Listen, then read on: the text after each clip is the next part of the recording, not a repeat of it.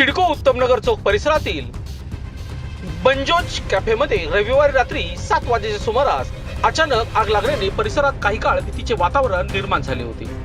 आग लागली त्यावेळी कॅफेमध्ये ग्राहक उपस्थित असल्याने एकच गोंधळ उडाला. मात्र पसावधान राखत ग्राहक आणि कर्मचारी तात्काळ बाहेर पडल्याने कोणतीही जीवितहानी झाली नाही.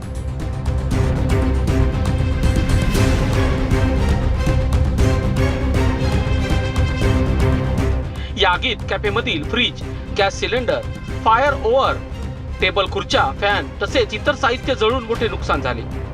आगीचे लोळ सुमारे तासभर बाहेर पडत असल्याने परिसरातील नागरिकांनी घटनास्थळी गर्दी केली होती.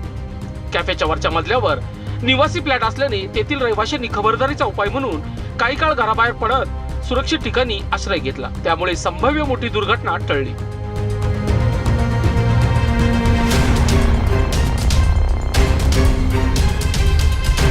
घटनेची माहिती मिळताच अग्निशामक विभागाचे केंद्र प्रमुख हर्षद पटेल यांच्या मार्गदर्शनाखाली लीडिंग फायरमॅन मुकुंद सोनोने, के पवार, सुनील घुगे, इस्माईल काजी, पंकज शिंदीकर व अन्य जवानांनी घटनास्थळी धाव घेत आगीवर नियंत्रण मिळवले. अग्निशामक दलाच्या तत्परतेमुळे रोखण्यात यश आले आहे.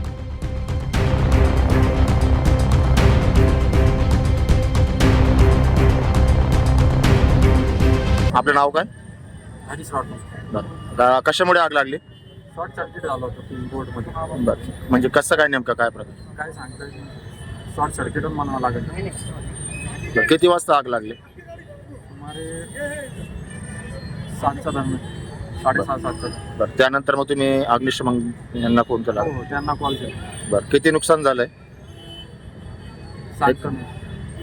सांगता नाही, मध्ये गेलो नाही आलो. आज या ठिकाणी सिडको फायर अग्निशमन केंद्रावर पिझ्झा कोणतं कॉफी शॉप आहे, बँजोज कॉफी शॉप येथे आग लागल्याचा आम्हाला कॉल आला. त्याप्रमाणे आमचे सिडको केंद्रावरच्या पहिले टर्नआउट 3312 बंब हा टर्नआउट केला गेला आणि लागलीच आग विझवण्याचं कार्य सुरू केलं गेलं. गरज पडल्यानंतर आम्ही बाउजर क्रमांक 5593 हा घटनास्थळी रवाना केला. घटनास्थळी आग मोठ्या प्रमाणात असल्याने तिथं बाउजर बोलवण्यात आला. आग आटोक्यात आणली. त्या कार्यासाठी केंद्रप्रमुख Harshad Patel, leading fireman Mukund Sonone, leading fireman K Pawar, driver वाहन चालक काजी घुगे, लीडिंग फायरमॅन सिंदीकर पगारे, वजरे शेवाळे, प्रसाद खैरनार इत्यादी कर्मचाऱ्यांनी उत्कृष्टपणे कार्य करून आगीवर नियंत्रण मिळवलं. आग पूर्णपणे विझवली. कोणती जीवितहानी जीवितहानी झालेली नाही.